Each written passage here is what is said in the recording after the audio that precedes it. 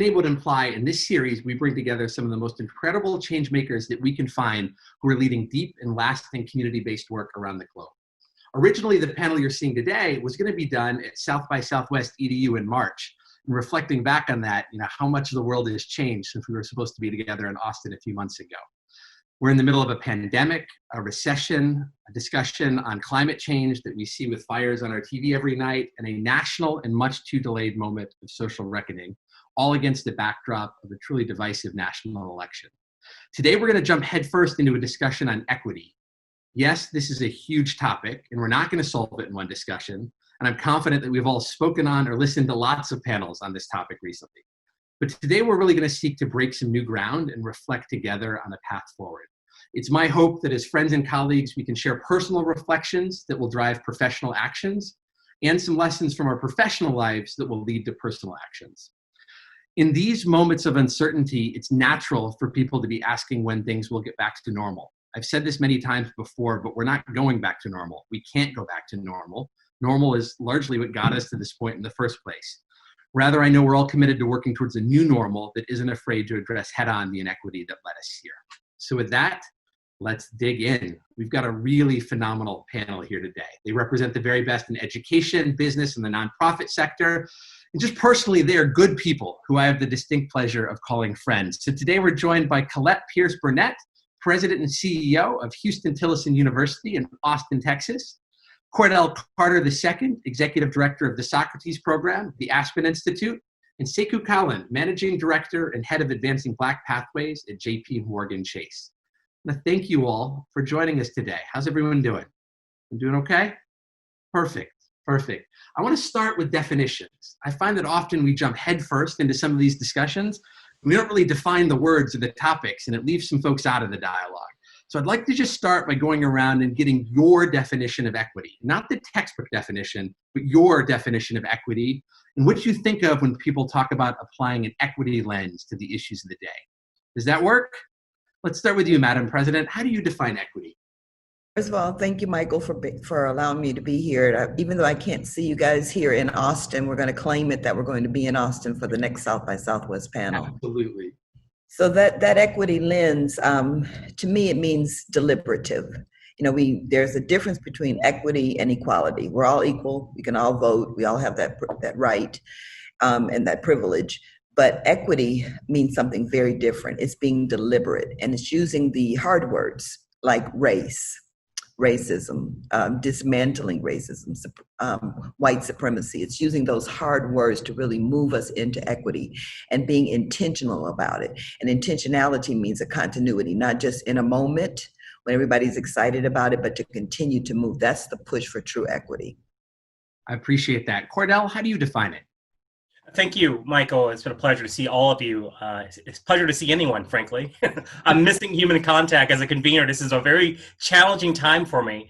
Much like Madam President, I think of deliberative actions and intentionality when I think of equity. It's this idea of recognizing that we all come to the table with different constraints, networks, pathways, advantages, and then being intentional about figuring out what does it take for each of us to maximize our utility. Our maximization looks different for each person, but the goal is to get people to maximize whatever they got.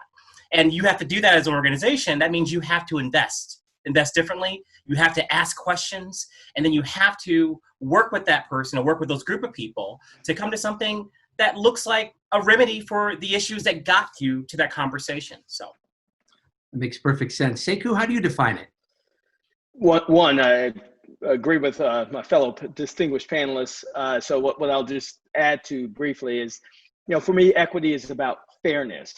Everyone deserves a chance to achieve success economically or otherwise, but we all know that opportunity is not distributed equally to all people. And so looking through with an equity lens, for me, it means looking for ways to include all people in opportunities for success, whether it be career, finances, for their lives, or just as a whole. So picking up, on what Cordell said, I think it is about that opportunity for inclusion and access. Absolutely. I want to tie this into the work that all of you lead in your very large professional roles every day. So let's unpack this a little bit. Madam President, I'd love to start with you. Can you tell us a little bit about Huston-Tillotson University? Who are you serving? How large is it? Just kind of root us in the power of Huston-Tillotson. And then I'd love to unpack how your role has changed recently. I know over the past few months you've been in it, and I'd love to unpack that a bit. So tell us about HTU. We have 1,100 students. We're a historically Black college right in the heart of Austin, one of the most prosperous cities in some ways in the US. And of the 1,100 students, 45%, close to half of them are first generation. So we still live in a country with quote unquote first generation, first in your family to go to college. And over 70% of my students are Pell eligible, which by definition from the federal government, they come from families of low socioeconomic status. So that's our population. I feel very blessed where my personal and professional passions have intersected to be able to serve as a leader at a historically Black college. I did not attend a historically Black college, but I have a deep passion for the mission by nature of what we do and how I see young people come and they can blossom in this environment to really come into their greatness. We call our students the genius generation. We have no language of lack on this campus. We don't talk about less than, underserved, the traditional words marginalized, et cetera, because we want students to recognize their greatness inside of them. And this environment is that one for them to be able to do that. The pandemic has compounded the life that we live every day when it comes to inequities and attempting to move into thriving. So there's a famous quote by W.B. Du Bois that says, education and work are the levers to lift a people, to uplift. Mm-hmm. And education is the great equalizer.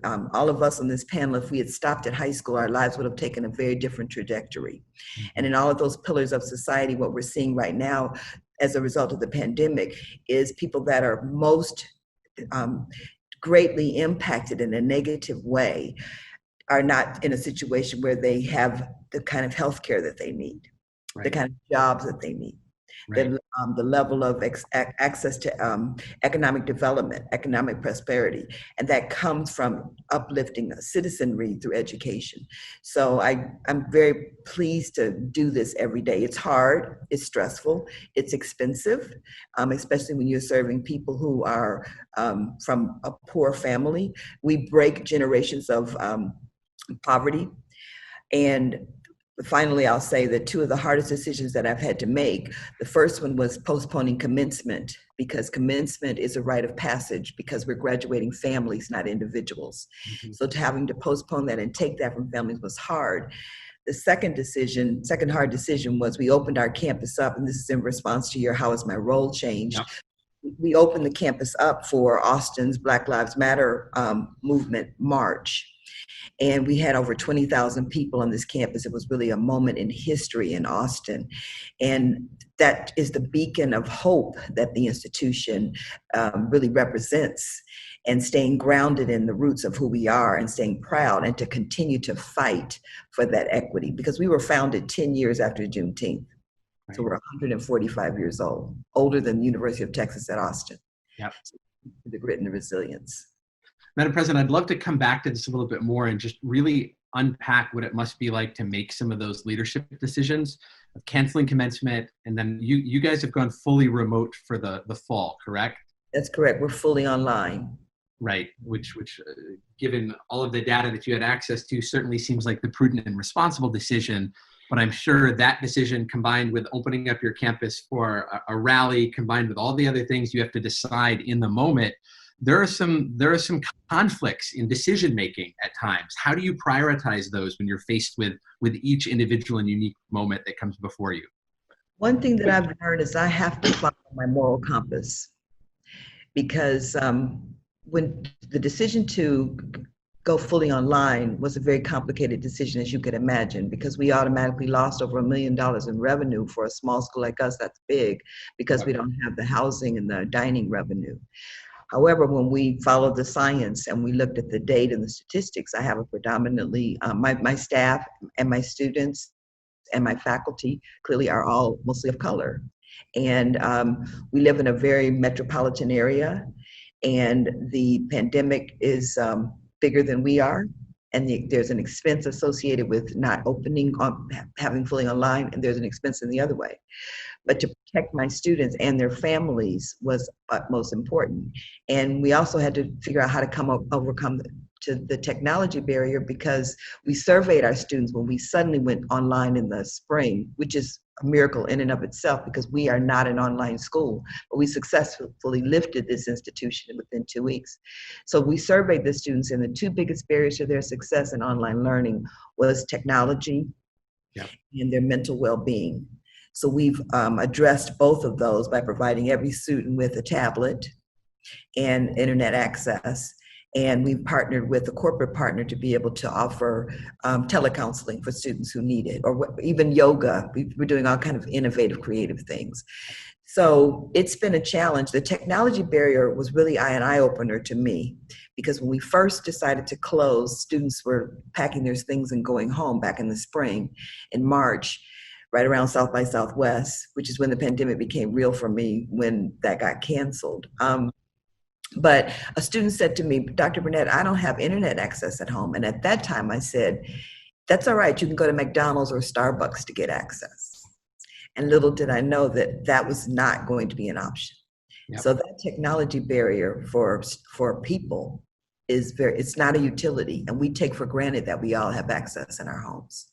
I appreciate that. And we'll come back and unpack more of this as we continue. Cordell, I'd love to go to you next. You're part of the leadership team of a very well-known international nonprofit, and you lead a program that really convenes deep discussions around the world on the issues of the day. Can you unpack for us what Socrates is and how it has evolved, if it's evolved, to kind of meet the demands of this unique moment that we're in?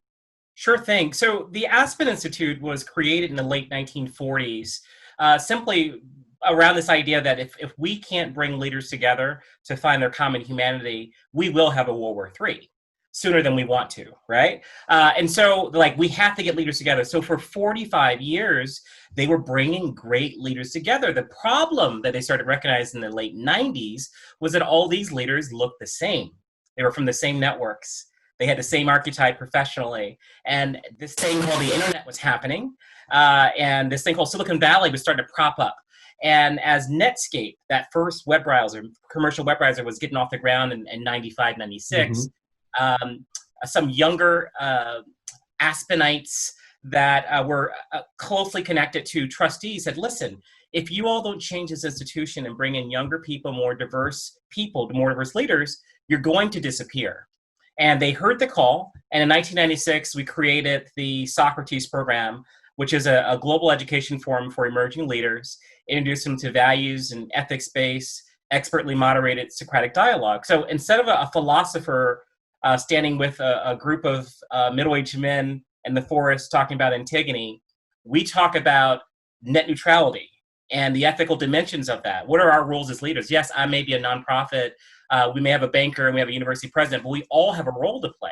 Mm-hmm. And so let's contend with these very serious issues of leadership, but let's do it in a fun way. And so for the last 24 years, we have been actively involved, growing the network, doing seminars all over the world. Last year, we did seminars in 12 countries. We had 15 countries slated this year, and from 13 seminars when I started 3 years ago to 36 in 2020, and we had 7 done before February. 3 of them were international, and then all of a sudden, our world changed. So it took us about a month to pivot. Everything went digital. We did something we normally don't do. We love deep contact. A whole weekend somewhere in the world where 25 people really get to know each other well. I call it adult summer camp, right? We get really, really close. We really engage each other, but we have an amazing experience. You can't do that online, okay? And so we started doing webinars. We have a plethora of moderators that have led seminars for us over the last 24 years. Those are the first people we called. We have 8,000 alums that are rising in their respective fields. They're making change happen wherever they live. Those are the next people we called. And we said, let's start doing weekly events. And so we've been doing webinars. In fact, 2 hours from now, we're doing one on conspiracy theories. And this book was by one of our moderators named Russ Muirhead, who just led seminar for us last summer in Aspen. And so we're looking forward to just putting more topics on the table. We didn't know we could reach so many people that we're reaching now. So back to the pivot. In addition to this great material that we've created the last 24 years, we realized there's a different audience that we haven't reached. We haven't spent a lot of time talking to boards of directors. We created this thing called Becoming an Inclusive Republic that looks at contemporary and more recent texts and arguing that every generation of leaders in this country has actually expanded enfranchisement to more Americans. Like, we're actually growing our notion of inclusion, but that's not the headlines. Like, there's this undercut that's actually happening. The background music of this republic is that we're growing and expanding our notion of inclusion, right? And so boards of directors wanted to hear that. Corporate teams wanted to hear that. And so for the last 5 months, probably 30 different iterations of Becoming an Inclusive Republic I've delivered to different corporate teams. We have a group of CEOs from foundations we're doing next week. We have many international partners, 7 of them that have signed up, from Bosnia and Herzegovina to Czech Republic to Germany to Mexico, all want to understand more about what's going on in American leadership right now. We are the hot topic. And so we've changed quite a bit. I never expected to engage this many people in such a short amount of time, but we have. And the goal for next year is, how can we do more and be better? It's an impressive pivot, and I want to come back to the dialogue portions a bit later and really engage in that generational discussion. I know President Burnett has some thoughts on that as well, so we'll come back. But Sekou, let's go to you. Tell us a little bit about your role, JP Morgan Chase. Tell us what Advancing Black Pathways is, and then I'd really love to get some of your insights in the specific financial challenges that Black students and businesses are facing, especially now, and how some of the programs you're running are trying to address that.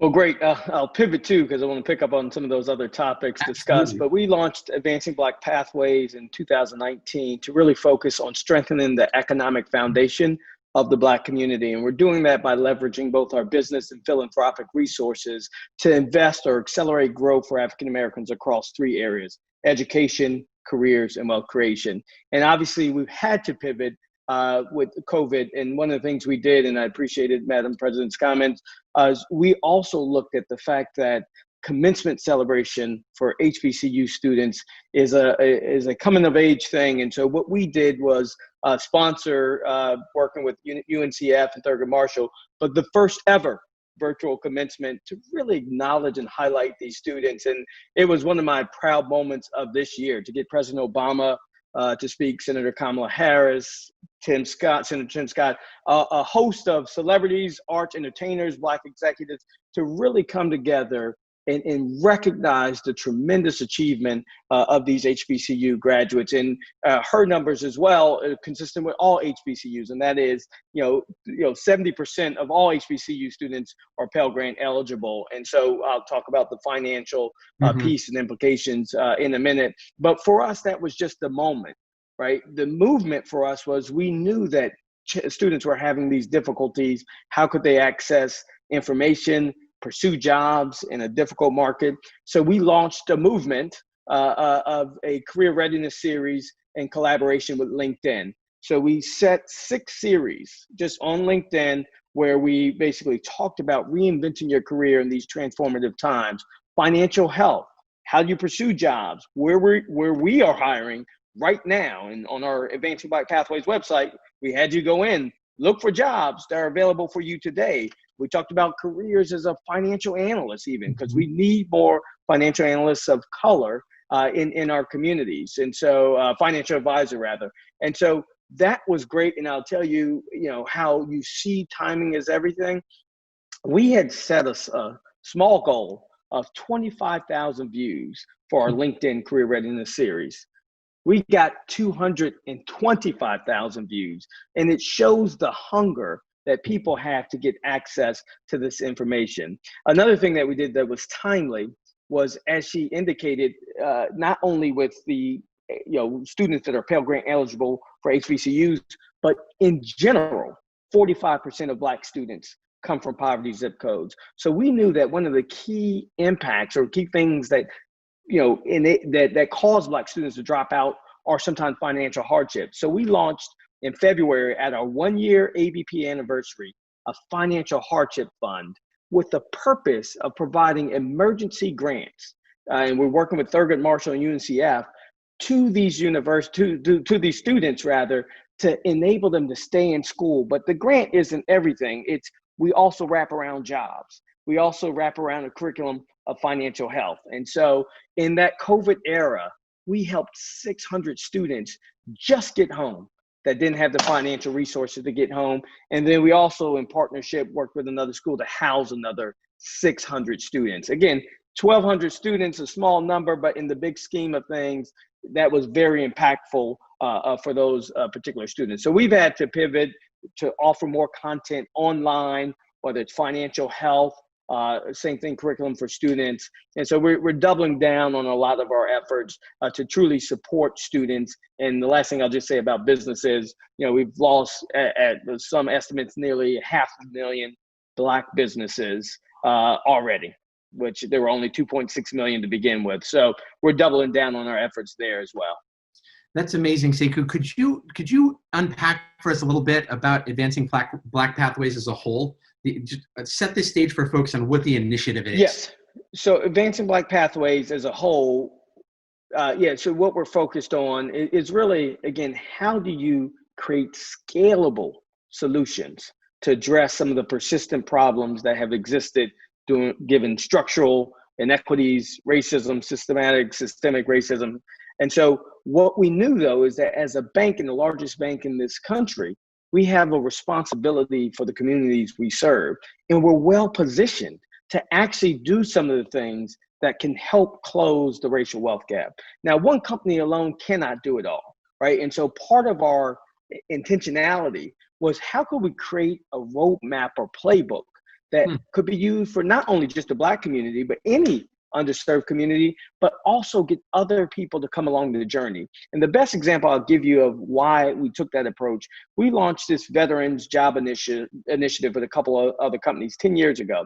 And when it started, it was the 10,000 Jobs Initiative, right? Then with all these companies, we hired 100,000 veterans, then 500,000 veterans, and now it's the Million Veterans Jobs Initiative. So it just shows that when you take a leadership position and leverage, your assets, your resources, you could get people to come along the journey to make a difference. And so that's what we've done. And I will tell you, I won't mention the names, but we've had the opportunity to consult many of the largest tech companies in this world, many other large companies, on what they can do in this moment to drive change. And so our hypothesis, came into to be, and that is, because we were ahead of the curve on some of these issues, we had a lot of information to share that people could tweak to make a difference in their own way, in their swim lane, right? And so we've been happy to be able to consult and help and share any information and do whatever we can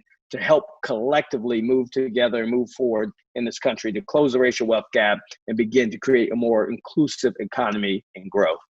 I'm going to stick with you for a little bit, Sekou, because I want to pivot us a bit to the big ideas discussion, right? I mentioned at the start of this that this is a really big topic, and we're going to get to really specific actions in just a bit, but I want to stay big picture for a moment. So we're in this odd time where some people who were barely hanging on pre-pandemic are finding themselves in the deepest financial challenges their families have ever faced. And on the other side of it, we have folks who are benefiting from a stock market that often seems very disconnected from the realities of the moment. As you look at all of that, sitting in the financial services sector that you're in, can you broaden a little bit and continue to talk more about the role that you think corporations and kind of the business community as a whole should or could or has the responsibility of playing in issues of equity? Yeah, and I'll give even context or some stats around your comment. So our Chase Institute does a lot of research. And so we basically looked at the cash balances for Black and brown companies. And before the pandemic, Black and brown companies, the majority only had 2 to 3 weeks of cash, right? And so if you think about how long this pandemic has been going on, that's why you've lost a lot of that businesses, because their starting point was different. And I'll drill down to consumer level. I'll pick a city, Boston, Massachusetts. According to the Federal Reserve Bank of Boston, the median net worth for Blacks in Boston is $8 compared to $247,500 for a white family. Or now you see it takes the net worth of 12 Black families to equal the net worth of one white family. So when you talk about your starting place was already one of pain in many instances, and then this pandemic has caused, unemployment, where if you think about the march on Washington for jobs, like, Congressman Lewis, Martin Luther King, all of them, Whitney Young, there was a whole policy. It was about jobs and all these policies, housing, all this thing. Today, unemployment for Blacks is higher than it was in 1963. The housing ownership for Blacks is lower than it was when housing discrimination was legal. Just think about that in 2020, where housing discrimination is illegal. Our Black home ownership rate is lower than it was when housing discrimination was legal. So what can companies do? Because you don't want to admire the problem, but it will require intentional acts and policy that enable us to be able to close this wealth gap. So getting capital to these business owners, having policy and growth, and for companies, and I'm optimistic that in my dozens and dozens of discussions with some of the largest companies in this world, they're looking to see how they leverage their resources to begin to make impact at scale. There's organizations like the Business Roundtable, which is the top 200 corporations. There's a body of work there. So I'm not saying we could take any victory laps yet, but in my career in financial services, I've never seen the corporate America so galvanized to look to make impact on trying to create solutions that really get at the heart of addressing some of these persistent issues that our country has faced.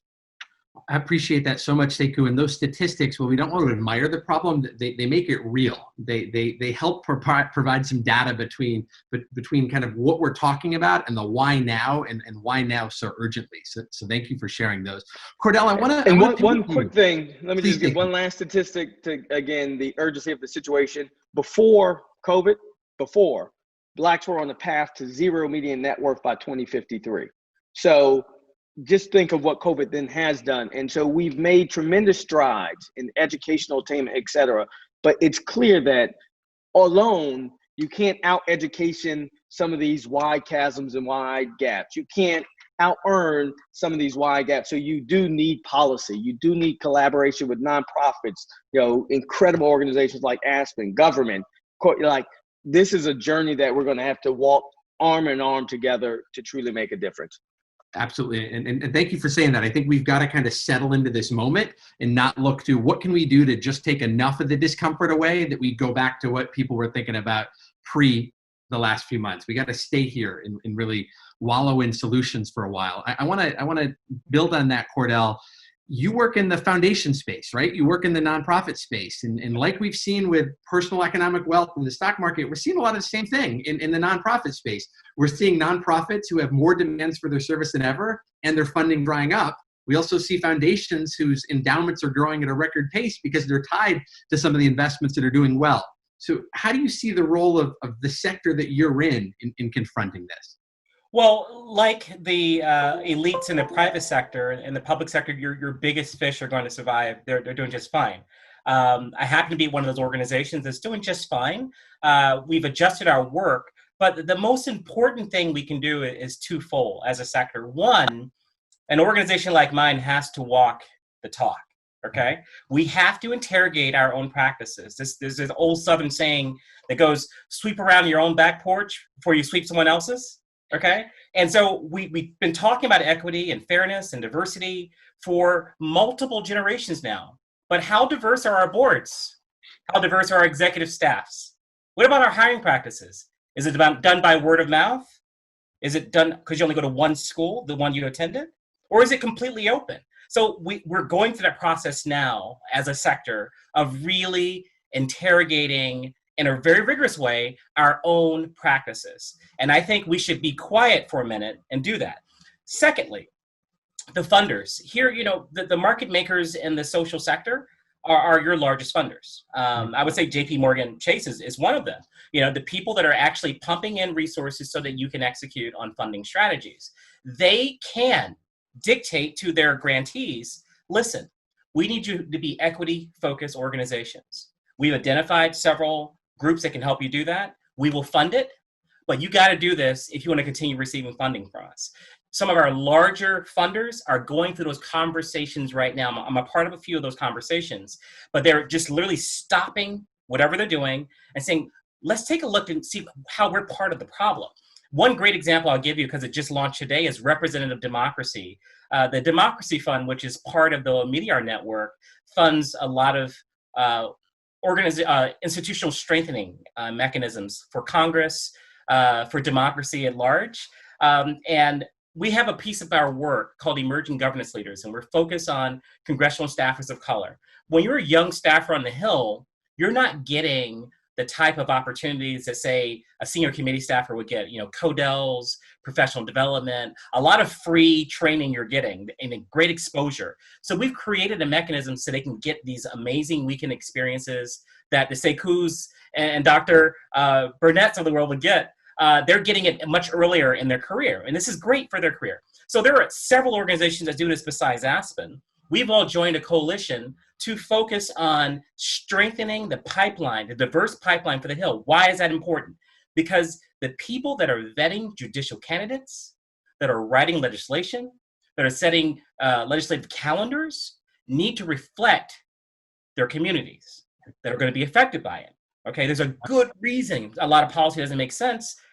It doesn't make sense by design. So we have to change the designers. And so this Representative Democracy Coalition's repdemocracy.org, just launched today by Democracy Fund, is part of a 3-year effort they've been on. They gave us all this training on DE&I 2 years ago, before it was a hot topic. They provided communications consultants that would help us change the way an equity or focused organization speaks and delivers content. Okay. And then moreover, they gave us funding to keep the program going. That's a tremendous investment. And that is the purpose of funders in the social sector. They are the risk capital for humanity. Okay. And I need that risk capital to take more risk. All right. So anyhow, I think those are some great examples of sweeping around your own back porch. I love that. And I'd love to follow up on one of those. I've seen a really positive use of what you're talking about we will fund you and we want you to do this. And I've seen we will fund you only if you do it our way. And that doesn't align with what sometimes the smaller nonprofits or organizations are able to do. How do you kind of live in that tension and make sure it's not overly dictating what people closest to the ground need? That's a great point. I'm about to say something controversial if I haven't already. There are a lot of nonprofits that shouldn't exist. Okay. M&A activity in the private sector is considered normal. It's not considered normal in the social sector. I think that's a problem. Okay. Some of us need to be great followers. That's also a type of leadership. And so if there's competing organizations, make it easy for the funders. Now, the funders can also push this, right? Now, also, I think people invest in nonprofit leaders because they are problem solvers. If you haven't figured out how to solve your own problem without their help, how can you make the argument that you're going to definitely solve it with their help? Okay. And so I think twofold, you have to be a great problem solver, have a great leader, making sure that you've done a landscape analysis so you're not replicating work that's already done. And frankly, if it's not on strategy for you, if it's not on mission for you, that's funding you can't accept. You got to figure out another way. So all of us around here need some courage. Okay, we need some courage, we need some truth. Maybe I don't need to exist. Maybe there's someone that can do it better. Who can I partner with? Who can I go be VP somewhere instead of being executive director? It'd be a load off, trust me. I've never seen you shy away from a topic, Cordell, and that's what makes you such a great panelist. I want to keep in that honesty vein, and I want to go to Madam President. So we're talking a lot about the role that the corporate sector could, should, and does play, and the role that the foundation and nonprofit sector could, should, and does play. You're in the middle of trying to raise $1.6 million to get technology and tablets for your students who need them now. So kind of level set us. Where are you seeing the role of corporate and foundation theoretically in kind of the HBCU higher ed movement, and where are you seeing it practically in, I need to raise some funds now? What has that been like? It's been a very eye-opening journey. When I launched the $1.6 million, and this is a lived experience, it's a true lived experience. When I launched the $1.6 million campaign, if you will, I just knew in my mind that Austin was going to embrace us and we would easily raise $1.6 million. Easy is relative, but I knew we could do it. And I have been unpleasantly surprised that we are at 900,000 as opposed to the 1.6 million. What I have learned is that organizations want to invest where it's quote unquote sexy with the big names. We've seen a lot of that lately among the HBCU community. And I'm married to a Morehouse graduate. My son went to Hampton, so I say this in love. The same 5 schools get the same large investments. The Morehouses, the Howards, the Hamptons. I could name probably about 5 of them, sometimes Tuskegee. And that's really, it's investing to grow as opposed to investing to heal. And my experience here in Austin is that people are, it's really systemic racism, where you're leery to invest because you want a good story to invest in, but you can't tell the real story and lift the real good story without the investment. So you want me to be financially grounded before you invest in me, but I can't get financially grounded until you invest in me. And it has also been my experience that many of the wealthy foundations, philanthropic organizations here in Austin, or individuals, are more apt to invest in white organizations serving Black people as opposed to Black organizations serving Black people. Or if they do want to invest, then they are wanting to invest and tell you how you do it, without confidence in the fact that we're 145 years old, we've got this. We just need to have more investments to be able to have the capacity to do more of it.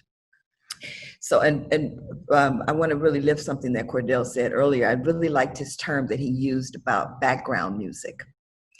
And it's been my experience that it is background music, that Black Lives Matter in public, all these statements that came out, and then when the Black Lives Matter really don't matter in private. And that's background music, as opposed to it being the theme song. And you get people with lived experiences to help to make the decisions. And I'm gonna mess this up, but I think Ayanna Pressley just made it, just lifted this quote again about those closest to the pain need to be closest to the power. So when you're making these philanthropic decisions, who's making those decisions? And you are apt to give to your alma mater. There's so many cases here where people invest in the University of Texas foundations. And then when Huston-Tillotson, which is Austin's oldest institution of higher learning, approaches, it's always something else. We have to continue to dance for our supper, almost to a point where it's exhaustive. And when you talk about grant making, I don't have the kind of staffing that a University of Texas would have when it comes to a sponsored programs or a research organization, research entity or department that write the grants.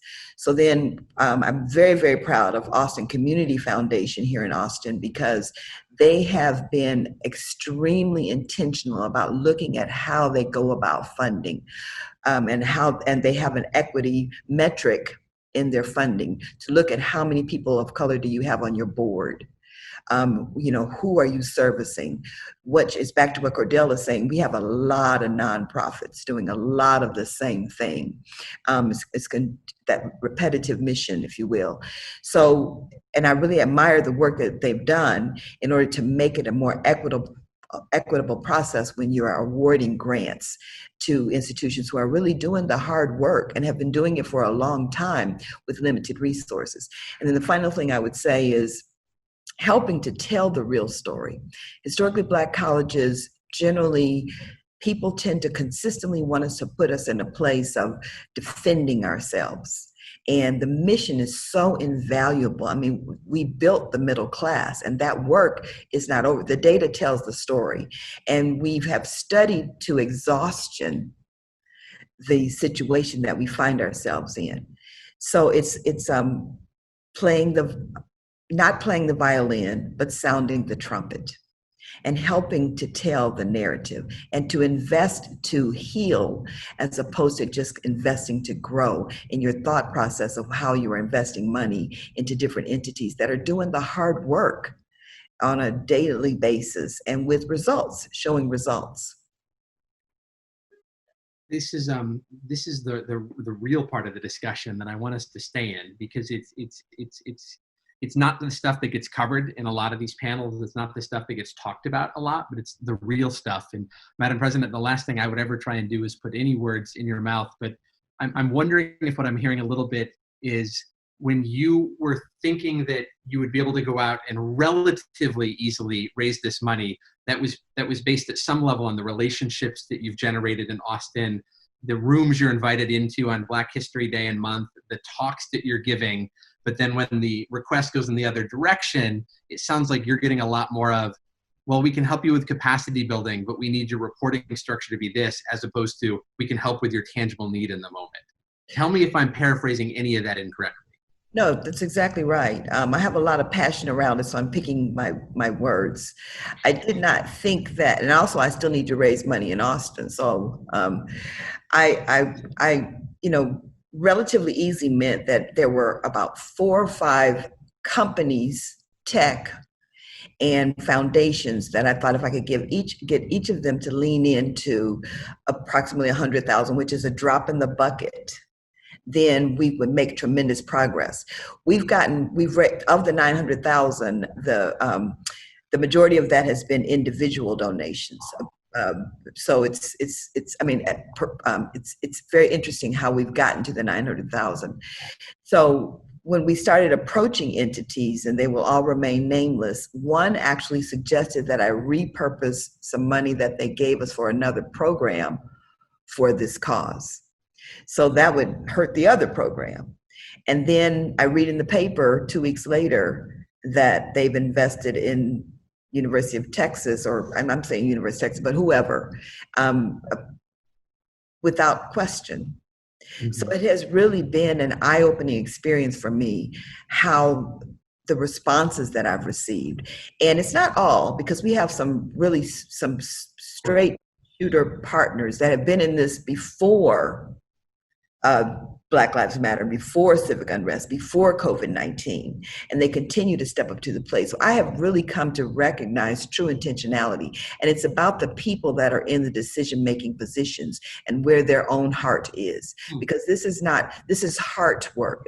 It's not hard work. It's who you are as a person and how you make decisions, and whether you're truly leaning into wanting to really make change, to be a change maker, and how courageous you are.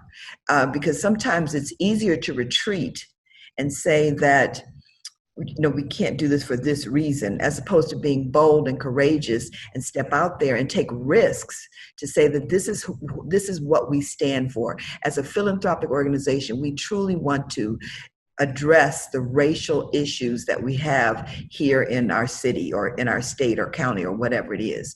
And there are some leaders in this area that have been very brave. The mayor is an example of that.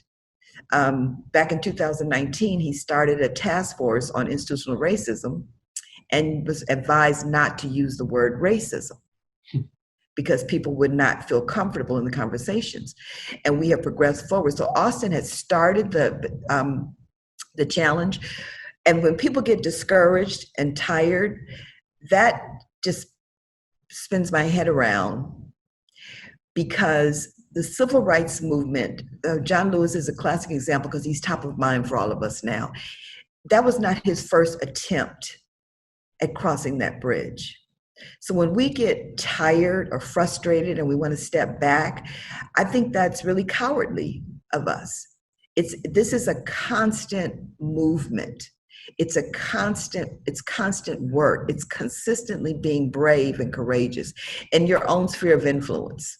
You don't have to be an Angela Davis or a Martin Luther King, these iconic, we can all do work in our individual. My fellow panelists are doing work in their individual spaces and making individual change. So it's like the ripple in the water. Eventually it will make great change, but you can't get tired. You have to continue to lean in and follow your moral compass and continue to do the hard work courageously.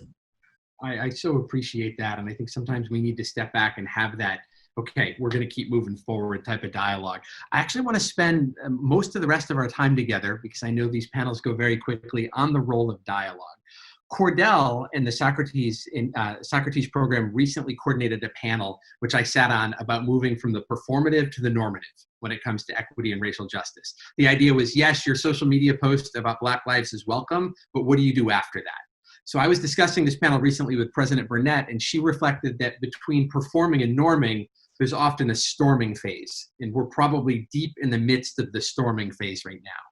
And I was reflecting that storming phase is uncomfortable, but I'm going to argue that it's going to be uncomfortable for a while, and it needs to be uncomfortable for a while. As leaders, as a country, we need to stay uncomfortable long enough to actually confront these issues in a real and lasting way, not in a way that pushes them down just enough to get back to whatever normal feels like for people of privilege.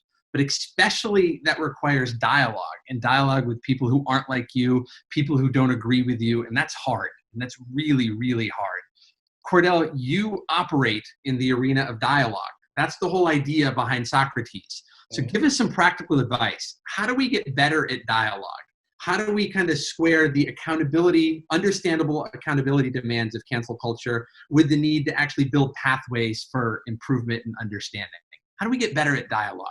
Yeah, I'm doing this with a university on the West Coast right now. The students and some faculty members would like to remove a statue of George Washington that's on campus.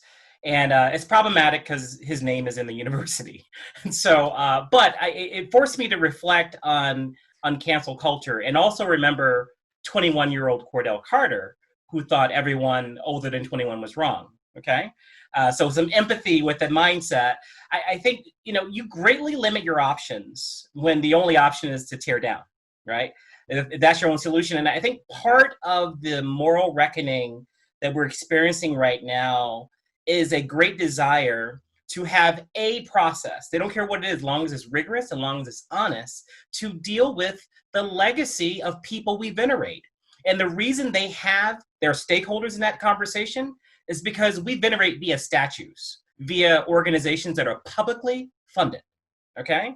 If you look at the great lost cause that happened around the South, those public memorials, the ones that are being debated right now, were put up with public dollars. They're maintained by public dollars. Therefore, the public gets a right to say, I don't think it should exist anymore. I'm not saying tear it down. I'm saying let's have a process. So I'll give you a great example of this recently. It's the Eisenhower Fellowship Program. Okay, it's named after Dwight D. Eisenhower, and they created this justice initiative in the wake of George Floyd's murder. They said, we have to do something. We're 2,000 dynamic, diverse alums all over the world. We're all about change and confronting tough issues, and we've been silent, so let's do something. I said, okay, well, first thing up, let's look at the legacy of our namesake. Is this a name we want to be associated with? Okay, if not, why? And so literally a group of folks, probably 60 people, including family members of Dwight D. Eisenhower, including former US governors, we walked through his civil rights legacy. I don't know if many people know, but in 1957, Dwight D. Eisenhower passed the Civil Rights Bill, okay, the first one since Reconstruction. His greatest opponents in that were Strom Thurmond, John Kennedy, and Lyndon Baines Johnson. Okay, and so look at the context that he was in, and the way you talk about something that happened 70 years ago is: did that person envision America that was different from the one they existed in? If they did, what did they do to move the rest of the country there? Okay, that's courageous leadership. Now, the problem with that is that you really have to segregate just domestic politics on one issue, because leadership is very complex. A lot of this is just gray. Sekou can tell you, so can Madam President. There's a lot of grayness you deal with. I wish more answers were black and white. It's just not the case. And part of dialogue is contending with the gray. It doesn't give you an answer, it gives you a process. And that is what the protesters are calling for, a process. And frankly, it's our job as leaders to model good behavior, to model really rigorous discussion of controversial topics publicly, and to show them, look, this is hard. And one day when you're leading, you'll understand what I'm talking about. But let me be as explicit as possible what I'm doing, why I'm doing it, and why I disagree with you. but we're still respect each other. Okay, we can still work together. I just don't agree with you on this point. That's so helpful. And Madam President, I'm going to go to you because you're kind of living that generational tension and opportunity every day. Like the civil rights struggle is not new to you. I know your personal history in this movement. It's long and it's noble. And you're also leading a campus of folks who aren't willing to be the leaders of tomorrow. They're the leaders of right now, and they're forcing us to address this. How have you found that generational struggle and opportunity to move forward? You know, as a parent of grown children, my IQ has gone up and down over time. That's what Cordell was saying earlier.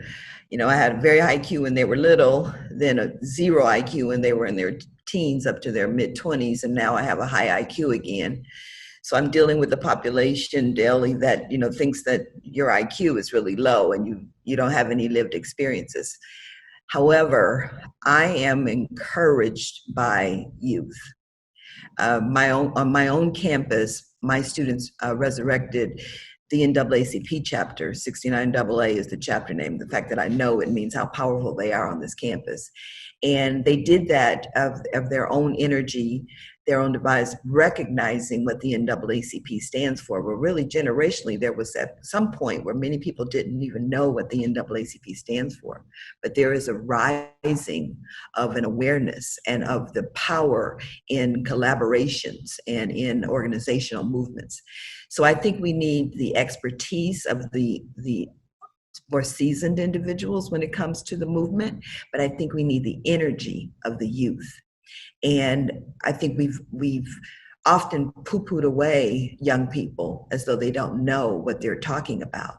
But it is from their energy and their fearlessness, and that we can really continue to propel this movement forward. Because if we don't allow the youth to be actively involved in these conversations and to be actively a part of the movement itself, just to use that word again, we're losing something. We're losing a lot of innovation, a lot of energy, a lot of wisdom, et cetera. So whenever I can include, whenever we are engaged in anything on campus, we have social justice weaved into everything on this campus, even our biology majors with environmental justice, every aspect of it. We teach English using Black superhero comics. So we're innovative as possible that we can be to infuse citizenry and social justice into how our students think and prepare them. We don't tell them what to think, but we have to tell them what to think about.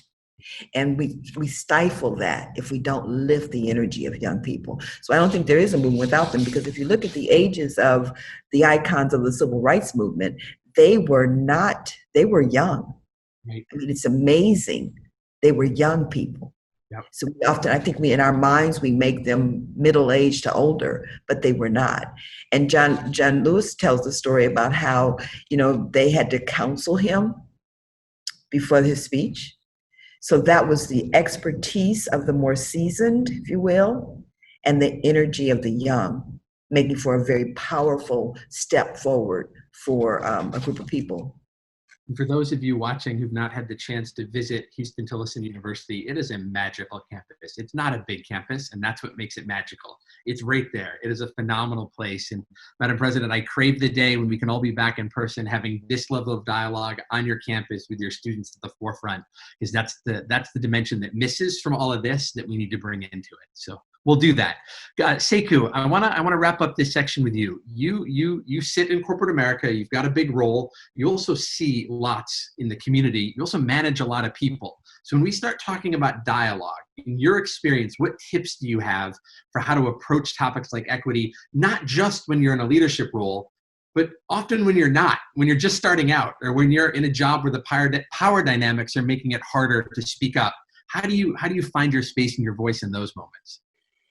I think I want to build on something Madam President said in terms of the headset. So the headset of her children, did oscillate based on the more life experience they had. But the bigger point is, like, how can you be proximate and understand, like, what may be in the headset of others? And often as African Americans, we have the fortune of being understanding some of the headsets of others. And so I think when you have that view and then being proximate, you can help other people and you can help them be more proximate. And Brian Stevenson, really talks about the importance of that, and why it is important is if I talk to you or approach you or begin to learn more, then I engage in a different way. Whereas like if I'm not attuned to like some specific things about, again, whatever the topic may be, and I come with a different headset, we may create tension from the outset, even if it wasn't intended, right? And so I think it's incumbent upon all of us, and it just so happens I feel that from my life experience, I'm attuned to the experiences of others who are non-African American. But when you are attuned to that, then you also realize like how you could connect, how you could break down some of these topics. The best example, I think, with a lot of the questions of why do we need an Advancing Black Pathways, or why do we need these initiatives?